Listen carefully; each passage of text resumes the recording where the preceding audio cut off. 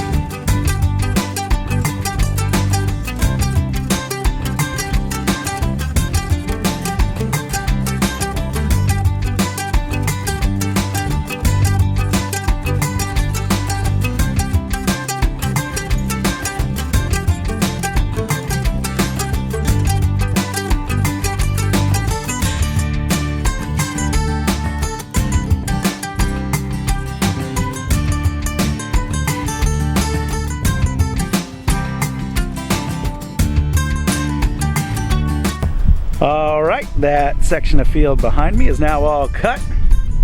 We'll fire up the blue tractor, get some subsoiling done.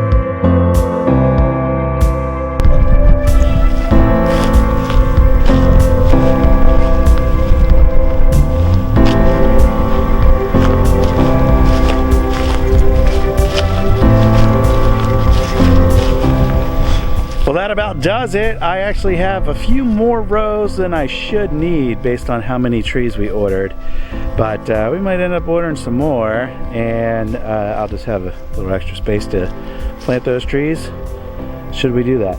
So what we're going to do from here is let this ground settle and come back out here mid to late February, maybe go over these rows again with a subsoiler, and we'll be planting mid to late March.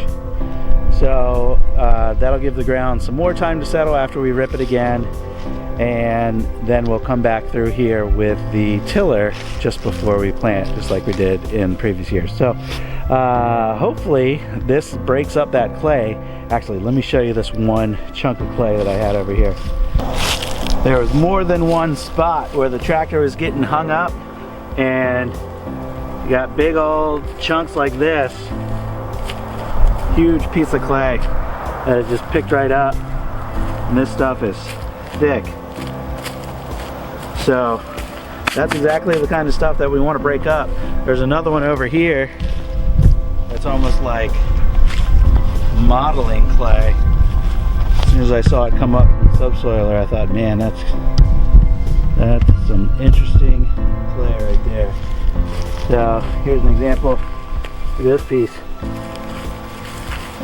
You can actually see it's got a perfectly flat side right here where the subsoiler came through and ripped it. And there's so much friction trying to rip through this dense clay, it was just bringing the tractor to a stop. So I'd lift the subsoiler up, and that's how things like this would come up to the surface. So all of this is going to get broken up, which would be great. And then we'll come back through here again with the rippers and break more of this up with the tiller. And hopefully that gives us some better ground for next season's planting.